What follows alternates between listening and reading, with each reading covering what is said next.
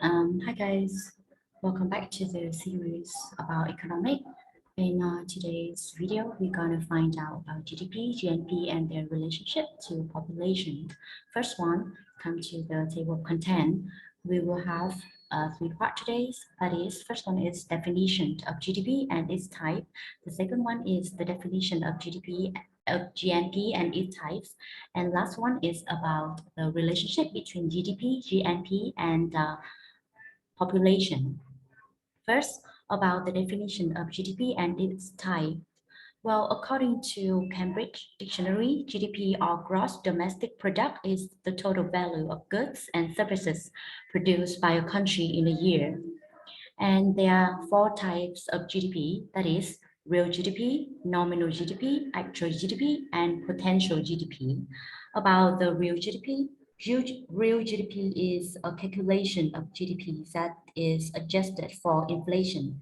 Real GDP is considered the most accurate portrayal of a country's economy and economic growth rate. About the nominal GDP, nominal GDP is calculated with inflation. The prices of goods and services are calculated at current price levels.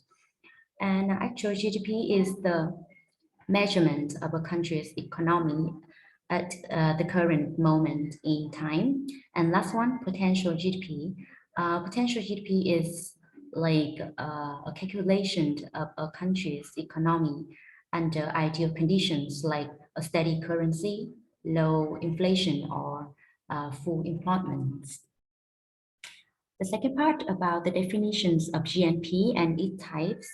Well, also according to Cambridge Dictionary, GNP or gross national product is the total value of goods and services produced by a country in one year, including profits made in foreign countries. So from the definition, we can easily see the difference between them is GDP is only within a country, but GNP is within a country plus profits made from outside, I mean, foreign countries. And about the types of GNP, GNP have two types, the nominal GNP and the real GNP. About the nominal GNP measures GNP at the prices prevailing when income was earned, and the real GNP is simply the actual national income of the country is measured. Come to the third part about the relationship between GNP, GDP, and population. Well, GDP is affected by many factors, but there are three main factors that affect the GDP index the most. One of them is the population. So how does population actually affect GDP and GNP? As the Board of Governors of the Federal Reserve System reports, the population can influence the GDP in three different ways. First, a lower population growth rate might immediately result in decreased labor input. Second, reduced population growth indicates lower individual labor supply via higher taxes, which may reduce the motivation to work.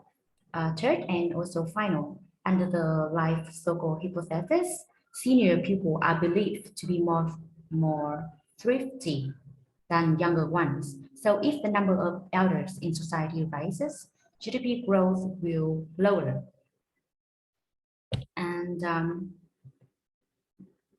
the annual growth rate of gross national product per capita is commonly used to assess economic growth, and to raise this indicator, GNP must grow faster than population growth. And second, lowering the rate of population growth raises GNP per capita.